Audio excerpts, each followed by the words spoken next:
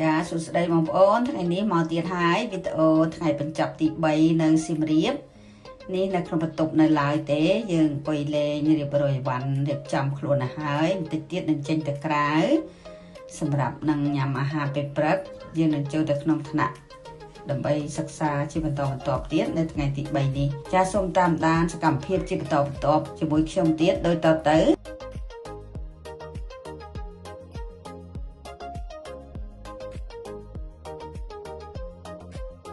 តោះហើយឥឡូវដល់ពេលវេលាចាក់ចេញពីបន្ទប់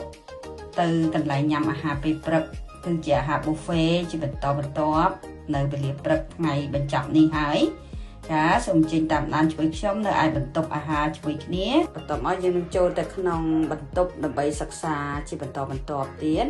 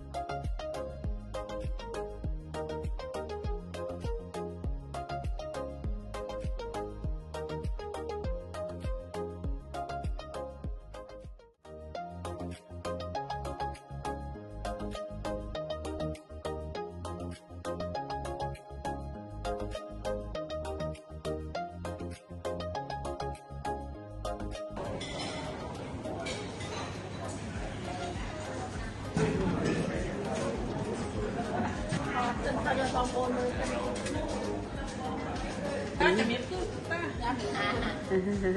ហៅមកតើឃើញ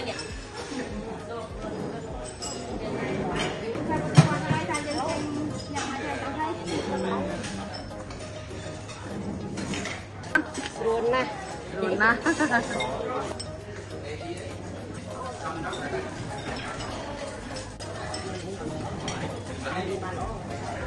ចាឡើងលេងពុំដល់ណៃទៅអី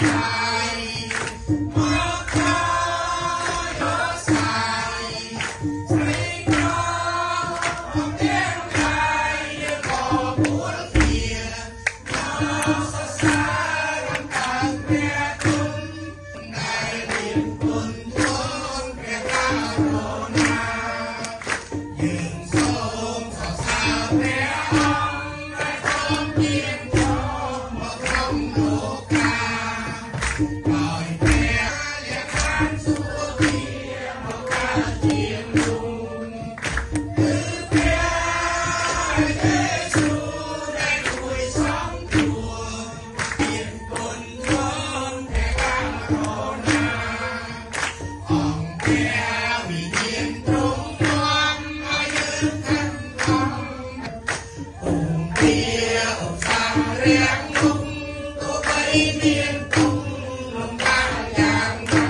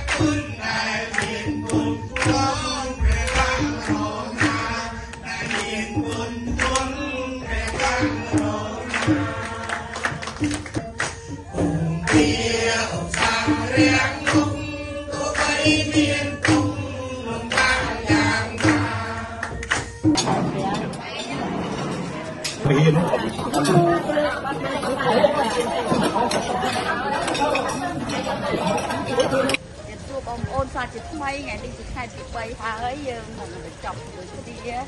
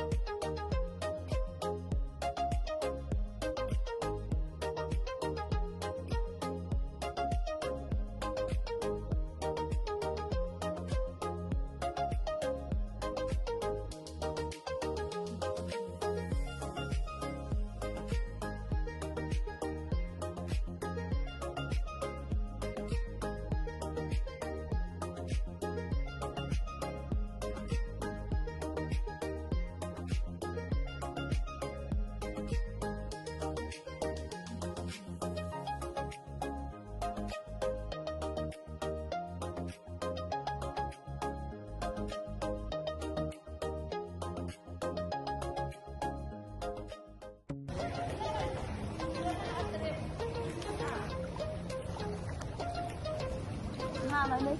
chơi rồi đấy.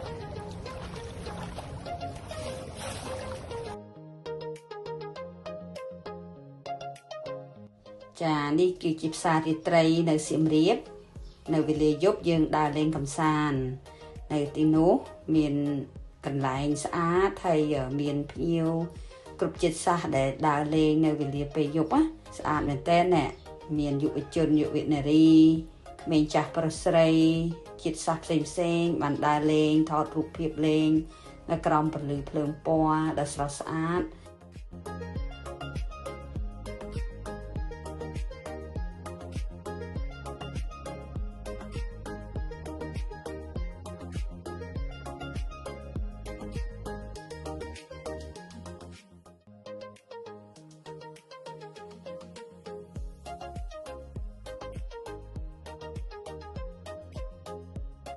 ក្នុងផ្សាររាត្រីបងប្អូនពួកគេកំពុងតែជុំគ្នានៅទីនេះញ៉ាំម្ហូបអាហារនៅក្នុងហ្នឹងមានគេដាក់ម្ហូបលក់នៅលើទូកចាហើយមានគ្រឿងអលង្ការសម្ភារៈផ្សេងៗសម្រាប់វត្ថុអនុស្សាវរីយ៍អីជាដើមនៅក្នុងផ្សារនេះច្រើនយើងចូលទៅក្នុងទៅយើងឃើញអ្នកគេដាក់កន្លែងយើងថតរូបលេងតាំងរូបកង្កោករូបអីចឹងទៅជាមានសោភ័ណភាពស្រស់ស្អាតហើយទៅមានភេសជ្ជៈ ម្ហូបអាហារផ្សេងច្រើននៅទីនេះមានកញ្ញាគាត់អង្គុយលើទូកដើម្បីនឹងលក់ម្ហូបគ្រប់មុខនៅទីនេះចាស្រស់ស្អាតមែនតែនប្លែកភ្នែកតែម្ដងបែបបុរាណណានេះណែកញ្ញានេះគាត់កំពុងតែអង្គុយធ្វើម្ហូបនៅលើទូកជូនភ្ញៀវផ្សេងនេះកន្លែងតុអង្គុយញ៉ាំហើយមានភ្ញៀវចូលបន្តហើយទៅក្រោយទៀតនោះមានកន្លែងសម្ដែងជាសិល្បៈផ្សេង ច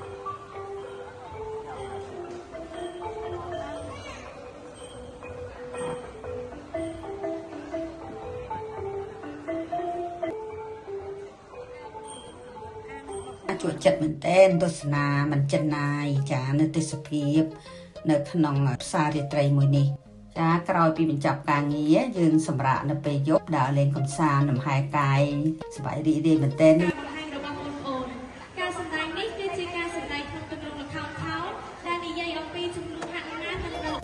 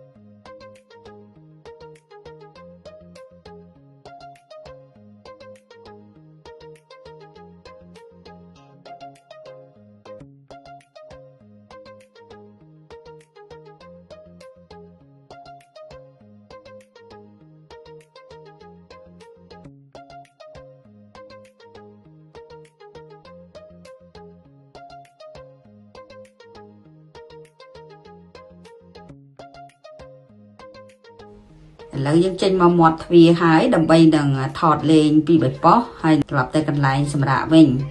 ចាសប្បាយមែនតែនជក់ភ្នែកណាស់នេះយើងឡើងឡានក្រុងត្រឡប់ទៅវិញហើយបងប្អូនអនុស្សាវរីយ៍ពី3ថ្ងៃនេះដកក្នុងចិត្តមែនតែនសប្បាយអំណរហើយ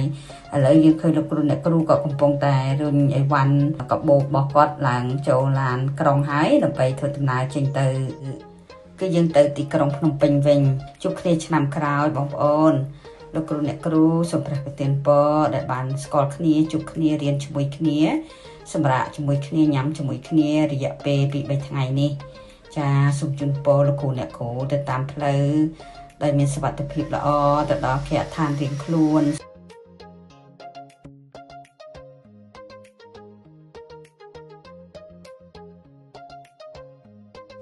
ចានេះគឺឡានក្រុងដែលយើងកំពុងតែរៀបចំចេញដំណើរទៅហើយបន្តិចទៀតនេះ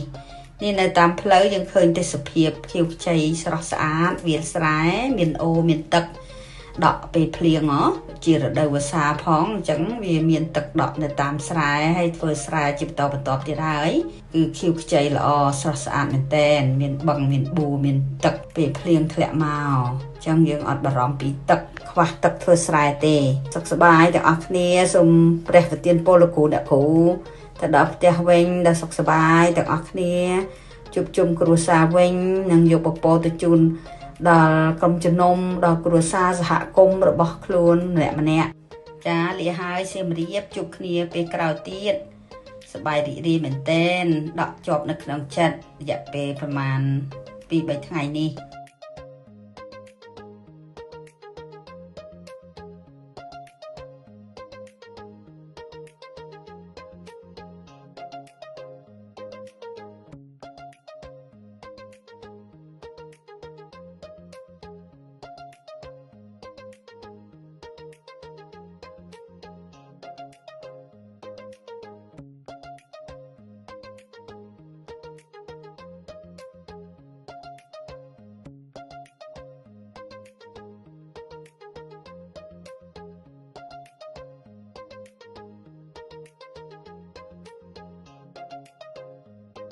ចាវីដេអូនេះចប់តែប៉ុណ្ណេះហើយអរគុណច្រើនដែលបានតាមដានពីដើមដល់ចប់សូមជួបគ្នានៅវីដេអូក្រោយៗទៀតអរគុណសូមជម្រាបលាបាយបាយ